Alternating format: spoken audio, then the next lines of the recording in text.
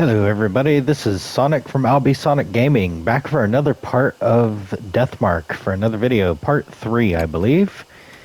Just gonna get into it. I don't really remember where I was at. It's been about a week since I've played. Yeah. That's right, I was in here. Yes, it's been about a week since I played. I was finishing up some things with Resident Evil. Oh, just gotta remember how to play the game. How's everyone been? Boy in the mirror, that's right, the guard. Yep. I remember where we're at now. Alright, as per usual, this series will not have me talking too much other than talking about what they're saying. There's a door cut into the floor. Is it some kind of storage area? Well-bit door, big enough to fit an adult through it. Letter opener. Oh, feel. The metal handle is retracted into the door. Try to get a grasp on it and pull it out, but am unsuccessful. Okay.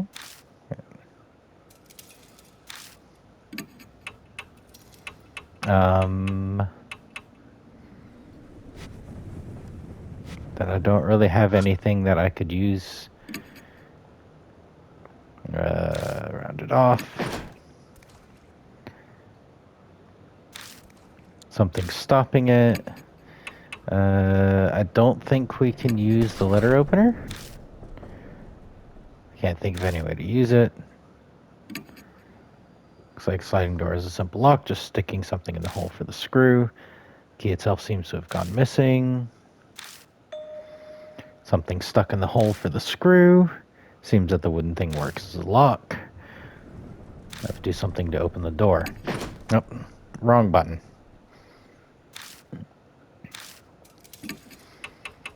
Use the pen. Pop whatever's stuck in the hole. Wow, you've got skills. Is it that surprising? Anyway, I need to focus. And suddenly the resistance vanishes and the pen pokes all the way through. Put my hand on the door and slide it open without any issues. There's a red tube inside. I got a flare. Sure, it's a flare. It's a signal light for emergencies. It's a good idea to always have one in your car. Huh, okay then. But let me pick something up off the floor. It's a thorn about as long as my pinky finger. That's what was in the hole. This is so not a coincidence. I bet he didn't want anyone to have that, so he put a thorn in the hole. Is he scared of this? We both look at the flare again. Huh? What? Why'd you turn off the light? That wasn't me. I didn't turn it off. It just went off. What was that noise? Hey, mister, what was that noise? Shh, be quiet. It's a struggle to not yell with my nerves on edge. I hit the flashlight again and again. Come on, please. The batteries were just working. I feel like I'm performing CPR on this thing. But finally... Got it. Gasp. Lay gasp. The door behind me warps threateningly. My mark burns in pain. Death is already in the room next door. There's no time and nowhere to run. Calm down. Need to find a way out of this. Quickly. We're running out of time. A way to survive. We've got to hurry. There's a door. Okay, can I use the letter opener? And shove it in. I might be able to get the handle out this way. When it touches metal, my mark scorches me. Stop moving for just a second. But I have to do this. Yes, I got it. I grab the handle and lift up the trapdoor. As I thought, a dark hole leads down under the floor. Get in. I shove my way into the hole. Oh my.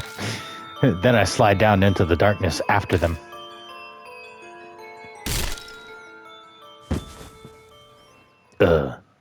What? we down here with more bodies? I fall unexpectedly far, hitting my back against something. I grit my teeth to stop myself from yelling.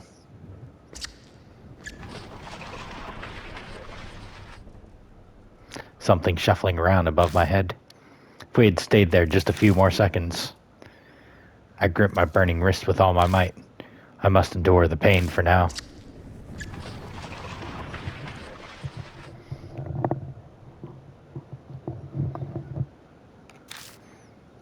I can hear anxious panting. Moe must be right next to me. They're shaking so hard, I can see it from the corner of my eye. Gasp. I brace myself, expecting the trapdoor to break open any second. But the shuffling noise finally grows distant. Is it okay now? Yeah, I think it's gone. Suddenly, my wrist isn't hurting anymore. Thank God. I thought we were done for this time. Anyway, where are we? What in the world is this room? I'm surprised this place exists beneath the school. Can you turn on the light? Yeah. I cautiously press the switch, being careful not to make any noise. Gonna get a jump scare, aren't I?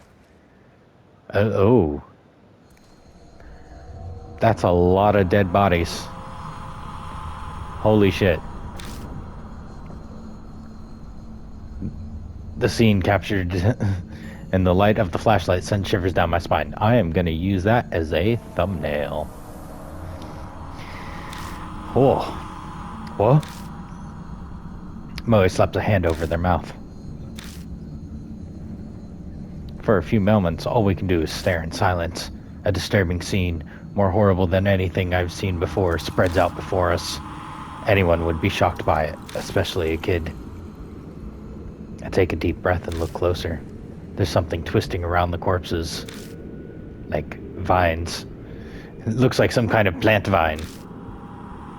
Are those roses? Sorry, I was just playing Resident Evil Village and my mind immediately went to Rose! The strangely sharp thorns and the thin red petals. There appears to be real live roses covering their corpses and carpeting the floor. My vision suddenly grows dim. Oh. I'm gonna need to... Yep. See a woman's body trapped by roses. What is this? The tragedy that happened in this room.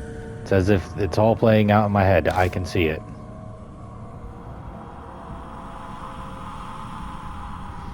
Roses. What are they doing here?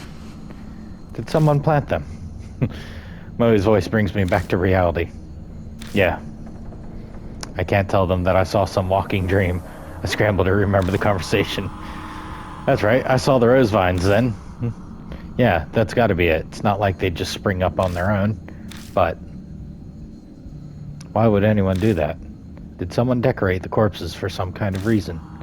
Or did they die captured by the roses, like I saw in that vision? Eek! Moe screams. What's wrong? Something moved. See? Over there. Back in there. No. There's something hiding in there. In here. Okie dokie. Skelebros. There's a dried up corpse. I'm gonna look at it.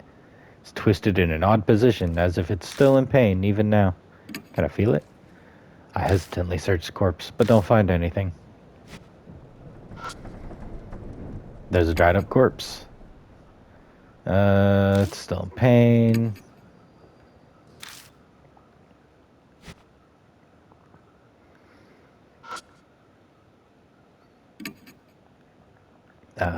Yep, it's still the same.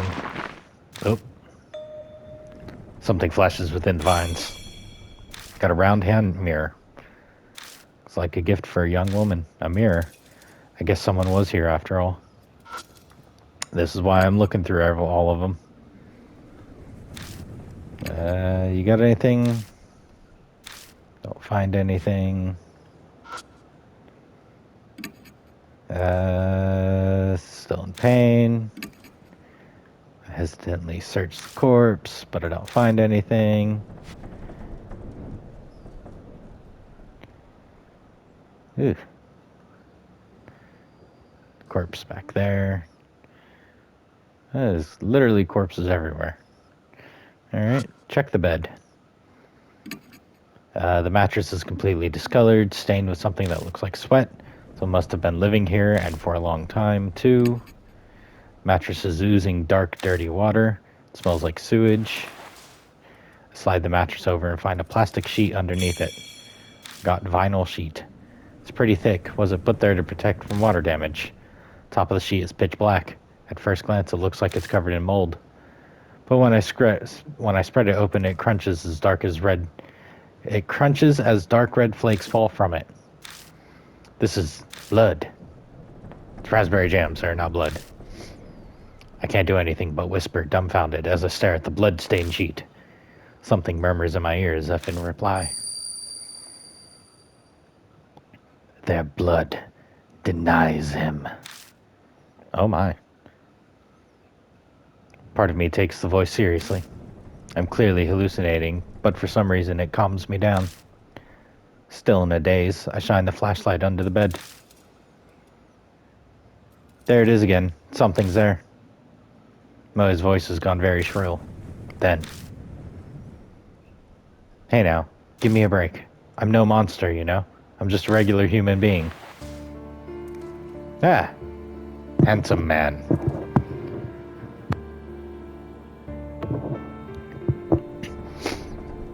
Sorry about that. Something slowly climbs out from under the bed. It's a man in a trench coat. A person. What were you doing under there?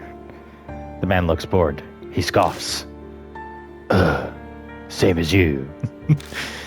I ran into that monster and escaped down here. Then you guys came.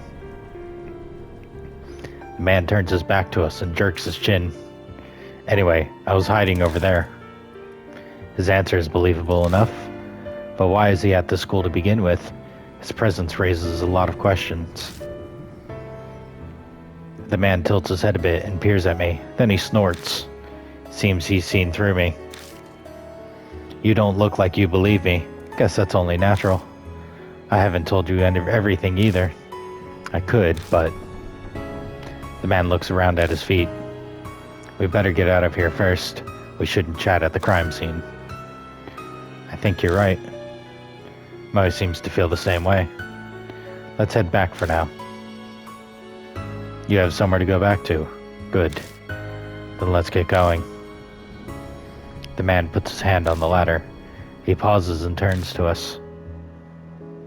The name's Satoru Mashita. I'm an ex-detective. Forgot to mention that. The man named Mashita disappears up the ladder. We follow him back up to the first floor, but when we emerge, he's not there. Hey, take a look at this. Mashita's calling to us from down the hallway. Was it like this when you guys came through? Moe pipes up, voice slightly wobbly. No, it wasn't. It wasn't like this at all. Oh, roses everywhere. Something's creeping along the hallway. There, rose vines. Thought so. I didn't see them before either.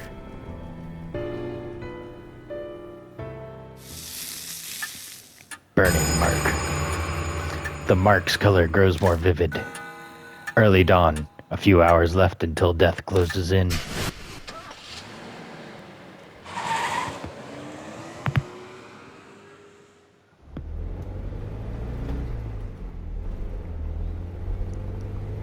Once again, you shouldn't have your rear view mirror pointed at yourself. Some people naturally put others on guard, even if there's no particular ill will between them. That's exactly the type of person Mashita is. Oh, you've got some nice stuff here. The moment he climbs in the car, he makes a grab for my bag. Then he starts inspecting all of my stuff. I wasn't planning on keeping a constant eye on him, but he's making it very hard not to. Moe seems like the type to stick her nose in everything, but she's suspiciously silent, as if exhausted. Are you okay, Moe? Huh? Oh, yeah. Just zoning out. You know, I'm fine. She doesn't look fine, but my other passenger is more of a concern right now. So, were you at the school because you were investigating something? I'm not on the force anymore, just poking around for my own reasons. Something I wanted to check. I don't doubt what he says, but that would mean he entered the school illegally. What were you... Let me ask one thing first. Mashita interrupts my question and points to my arm. Does that hurt? It didn't take him long to spot the mark on my wrist. Sometimes, it hurts the most whenever I'm in danger. Huh, is that so? Mashita leans back in his seat, satisfied. I was investigating some missing people. Guess he's responding to my question now. That school came up in a number of missing persons cases. Each one had some affiliation with H Elementary before they disappeared. Teachers, workers, people in the PTA, students, and their family members. I was looking for them. Then, Moe speaks up from the back seat. Were those people the corpses down there? She doesn't sound as energetic as she usually does. Did something happen after all? Is her mark? Mashita doesn't reply. Maybe he thinks the answer's obvious, or maybe replying to a kid isn't worth his time. But something bugs me about what he just said. If the school was clearly suspicious then... Of course I brought it up to my superiors. All I got for it was... He continues before I can ask, making a slashing motion across his neck. You got fired, huh? Disciplinary discharge. Something about sexually harassing a subordinate. That principal's gotta have some kind of political pull. Probably dug up something he didn't want getting out. That wasn't my plan. I never meant to uncover anything dirty. True, the school did have that suspicious room. It's not that strange to think it would come up in some missing persons cases. That would be common sense, at least. But common sense is for the world of the living. A spirit might have something to do with those cases. There's an awkward silence. In that sense, this isn't even a case anymore, is it? Mashita sighs deeply. Who'd believe it? Who would believe that there's a monster in that school killing people? It's personal now. Our problem, and we're on our own. He turns his wrist over and shows it to me. On his skin is the familiar mark. You too. Yeah, I sensed it as soon as I saw yours. I had a feeling this would be a problem. We're in the same boat, you and I. He has good instincts. We should talk more when we get back. At Cujo Mansion, there's some... I stopped myself from finishing the sentence. I shouldn't mention that for now. In any case, once we get back, we'll give you more details. Yeah, I'm sure that'll help him a bunch. But Mashita scoffs. Help, huh? You're underestimating me. Am I?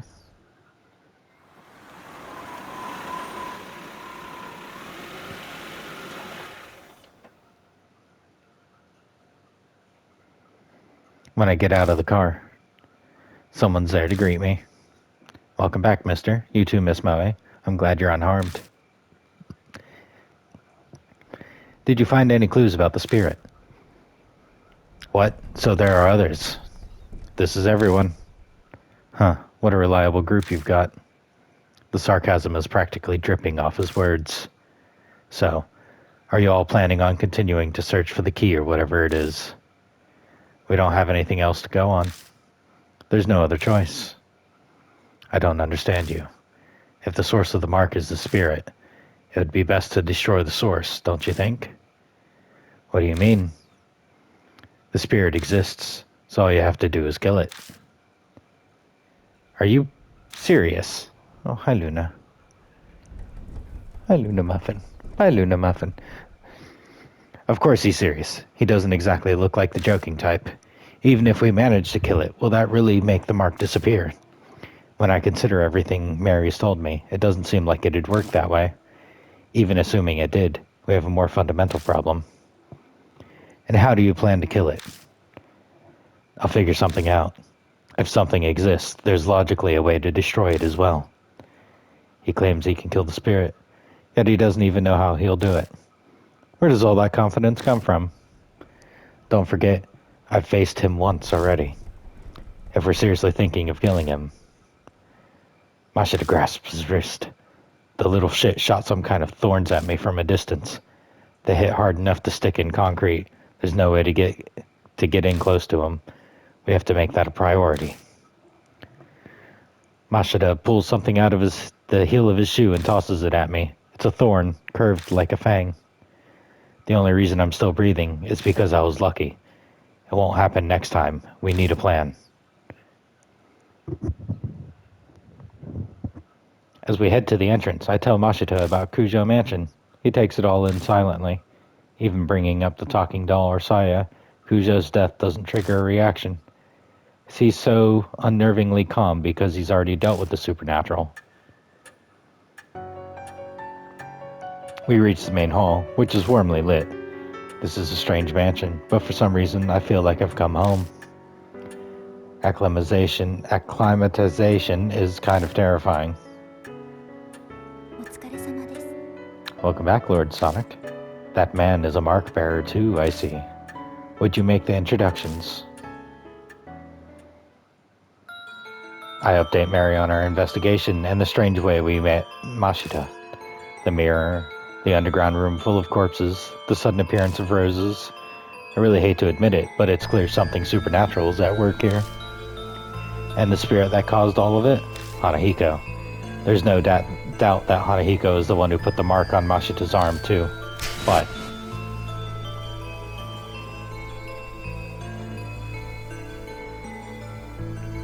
what kind of chance do we have against a monster that could do that? Mashita says we should kill him. But is that even possible? Hey, Sonic. My train of thought is interrupted. Mashita's holding a leather-bound notebook out towards me. Read this. I picked it up in that underground room. It was caught up in a bunch of those rose vines when I found it. It was pretty hard to get loose. Did you read it? I skimmed through a bit. It's got some interesting stuff. That's what he says, but he's not smiling at all. His eyes simmer with a quiet anger. Dark red marks stain the cover. I have a bad feeling, but I flip through it. Rose petals fall as they become unstuck from the pages. The notes within are very detailed. The author was intelligent and well written.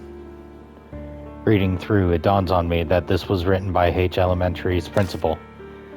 The austere, meticulous letters on each page tell a ghastly story. Records of a young, adopted boy's tutoring sessions. The first note is from 5 years ago. Seems the boy adopted by the principal was small and exceedingly cute. He enjoyed wearing skirts and makeup too. There was no denying that they truly suited a dainty, red-cheeked boy like him. But the principal had a hard time accepting such fancies. Bad habits must be corrected young to promote sound mental health, he thought. So he called it tutoring as a cover for his warped desires. They took place in the underground room. Too many prying eyes anywhere else. There was no safer place than the school at night once all the teachers had left. The principal stayed behind under the pretense of keeping watch, then tutored. He was a highly respected teacher. He'd even made appearances on TV. There's no reason to be suspicious. The only one who noticed anything strange was the boy's homeroom teacher. But she feared the principal's power and firmly kept her mouth shut.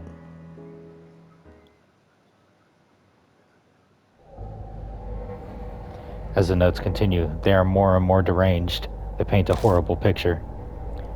It is of a totally distorted parent and child. My child gets weaker after every session. His delicate frame has grown thinner and his red cheeks are now darkened. His appearance is described in detail. But there's no malice or hatred. There's just fanatical sincerity, his pride as an educator, and a terrifying, smothering love. Ooh.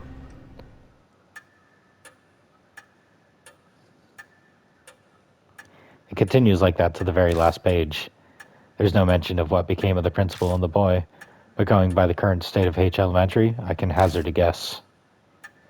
You don't look so well, mister. What was in that notebook? Tsukasa peers up at me. He and the boy in the notebook are about the same age. This isn't stuff you share with a kid. I better just sum up the main points for him. That's terrible. We children are always the victims of the ego of adults. Dude, that's a horror face. Stupid grown-ups are irredeemable. Why he'd say that makes sense. The revolting evil of the adults and the poor boy who became a victim. But is that really the end? If Hanahiko and the boy in the notebook are connected, then the boy turned into a monster. Is that even possible? Ultimate, untimely deaths produce hatred. Death does not bring it to an end. Such festering sentiments can give birth to the supernatural. Monsters, ghosts, vengeful spirits, they have many names. I believe that you have all heard one or two such stories. Hanahiko is similar. Mary's words are hard to swallow, but after all those weird events, it only makes sense to accept them. If I turn my back to the truth, all that will await me is death. Then Hanahiko really is a monster. We must form a plan based on that hypothesis. Mary is silent a moment. Then her jade glass eyes shift to Mashita. Incidentally, according to Lord Sonic's report, there are those among you who are considering killing the spirit. I shall warn you just in case, but that will be very difficult to do. Why is that? I could see Mashita narrow his eyes, but I made sure to speak up first. They are from the world of the dead. Just as the living cannot become more alive, the dead cannot be killed. The only thing you could possibly destroy is the cursed sentiment. So, what does that mean? It is as I told you before, death and life existing together. If that is the origin of the mark, then a way to erase it will be there.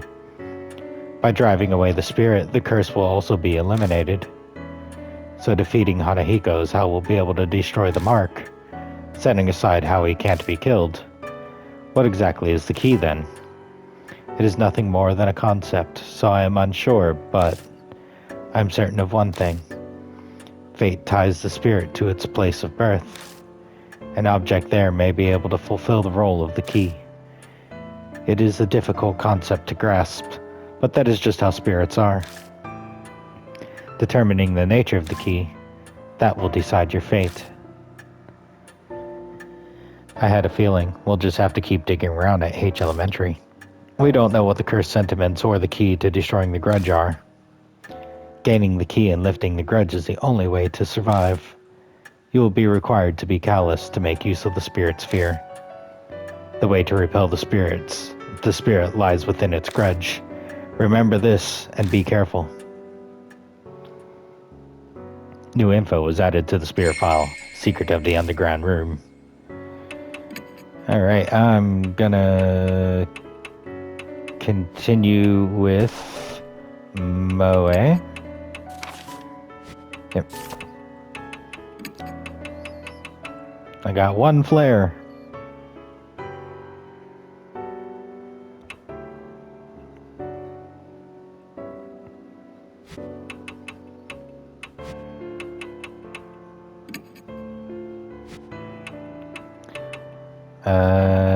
Yep, I'm gonna save because it's a very story-intensive game, like we all know this. And gonna talk. Key to the spirit's grudge. It should be within, tied to that school. However, I do not know what form it will take. Alright. Hey, wait. Mashita appears as we're getting ready to leave. He looks very angry. Bad news. The high school girl. Miss Moe is gone. At least, she's nowhere in the mansion. Speaking of which, I didn't see her when we were talking to Mary in the hall either. Maybe she ran away. That doesn't make sense. What would she accomplish by doing that? Running away from the mansion won't make her mark disappear. Could be her form of escape. Many kill themselves if they know they're gonna die. Or maybe something happened to her. Like the spirit's curse. Alright, I'm gonna take Mashita then. It's possible that he zeroed in on her just like Tsukasa said, but there's nothing we can do. Let's get ready to go. Yeah, we can't really do anything right now. Even if something happened to Moe, if we can get the marks to vanish, that should save her too. Let's head out. We're going back to H Elementary.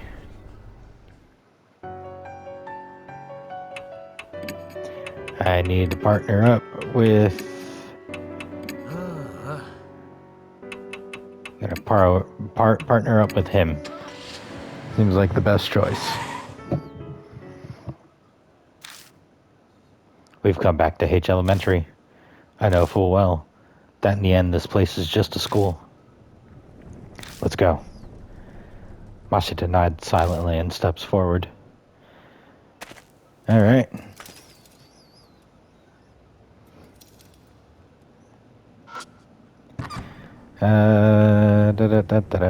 They creak when we step on them. Now that there's roses and such, I'm gonna be looking around these things again. I kind of remember what some of these things said, so... Yep. I'm gonna go to the right. Actually, we saw it earlier, but the hallway is completely transformed.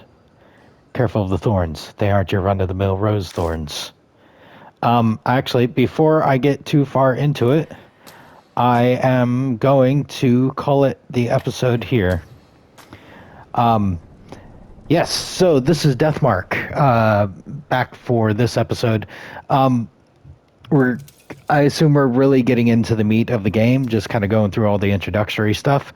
Yeah, so far I'm really enjoying it, though. I hope you guys are too. For those of you that are still watching, stick with it. I'll be doing the entire game. This one, I think this one's going to take me a while to get through.